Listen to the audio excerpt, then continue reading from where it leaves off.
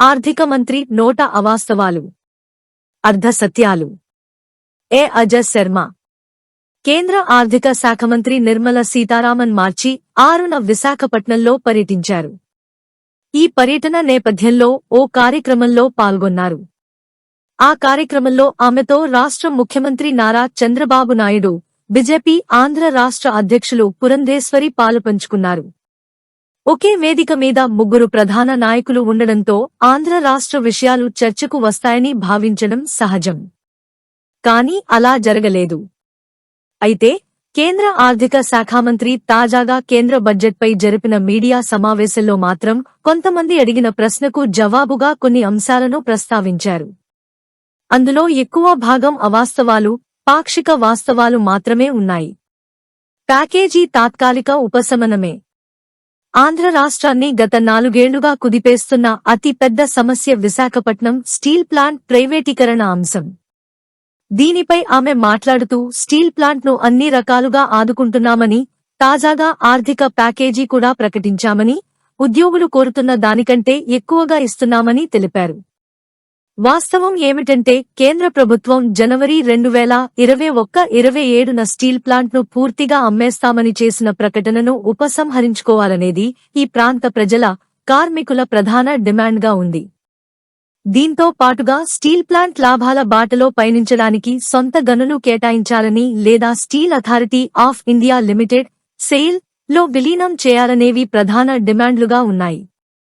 విచిత్రంగా వీటిలో ఒకదానిపై కూడా నోరు మెదపకుండా కేంద్ర ప్రభుత్వం ఎవరూ అడగని ఆర్థిక ప్యాకేజీని ప్రకటించింది. ఆ ప్యాకేజీ అప్పులు తీర్చడానికి మాత్రమే ఉపయోగించాలని షరతు కూడా విధించింది.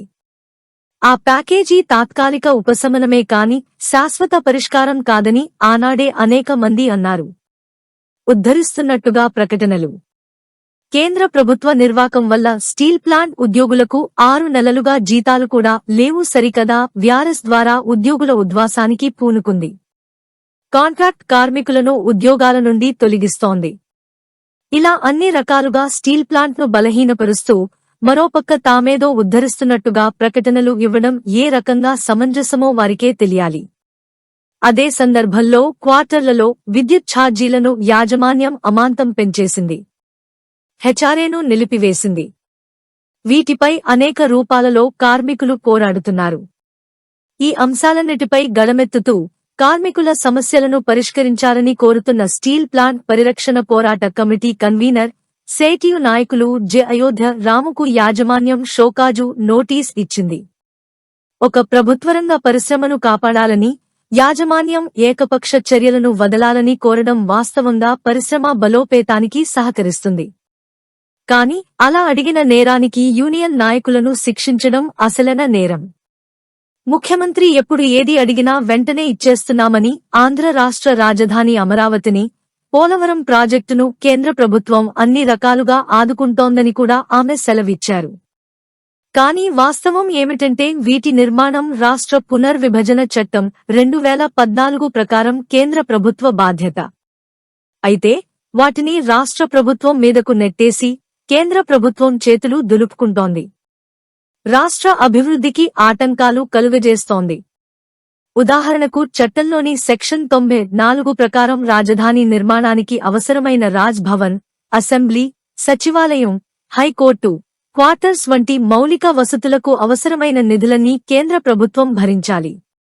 గత 10 ఏళ్లుగా కేంద్ర ప్రభుత్వం వీటిని ఇవ్వడానికి నిరాకరిస్తోంది. తాజాగా 15,000 కోట్ల రూపాయలు ప్రపంచ బ్యాంకు, ఆసియన్ డెవలప్మెంట్ బ్యాంకుల నుండి అప్పుగా ఇప్పించింది. గ్రాంటుగా ఇవ్వవలసిన సొమ్మును అప్పుగా ఇప్పించి తామేదో ఘనకార్యం చేశామని చెప్పుకోవడం సమంజసం కాదు. ప్రపంచ స్థాయి రాజధాని అంటూ నిత్యం జపం చేసే ముఖ్యమంత్రి కూడా వారికే వంత పాడుతున్నారు. అప్పుతో రాజధాని ఎలా నిర్మిస్తారో విచిత్రమే. పోనీ ఆ అప్పైనా కేంద్ర ప్రభుత్వం తీరుస్తుందా అంటే దాని మీద కూడా నోరు మెదపడం లేదు. మడత పేచీలు పెడుతోన్న కేంద్రం. అలాగే అదే చట్టంలోని సెక్షన్ 90 ప్రకారం పునరావాసం, అన్ని అనుమతులతో సహా పోలవరం నిర్మాణం బాధ్యత కేంద్ర ప్రభుత్వానిదే. దీనిని జాతీయ ప్రాజెక్టు అని స్పష్టంగా చట్టంలో తెలిపారు.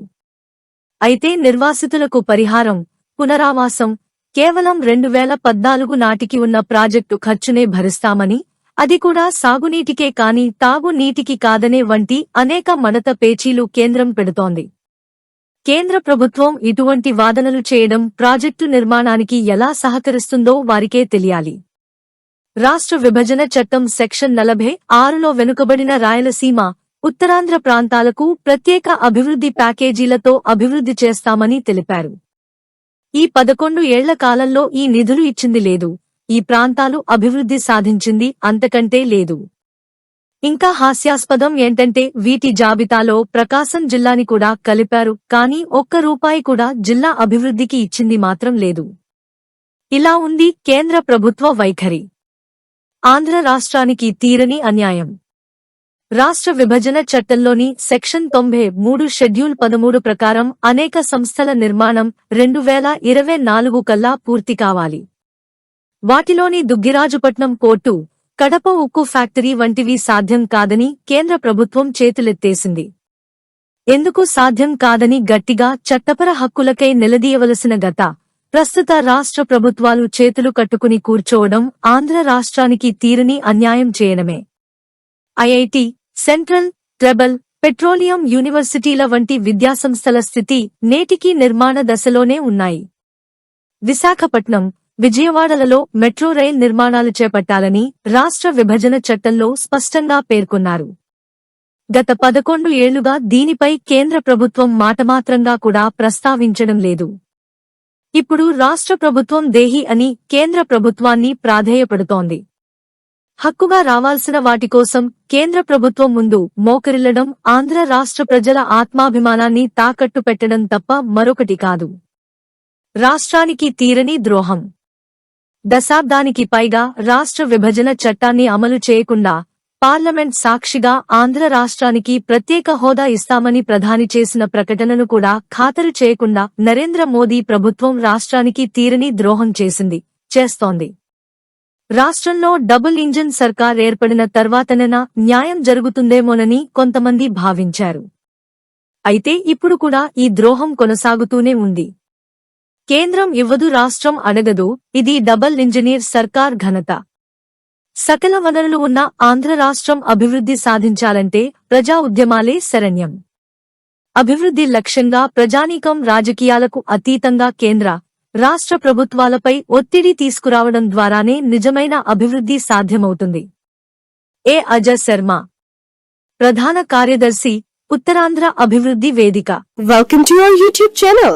Don't forget to like, subscribe and share the videos.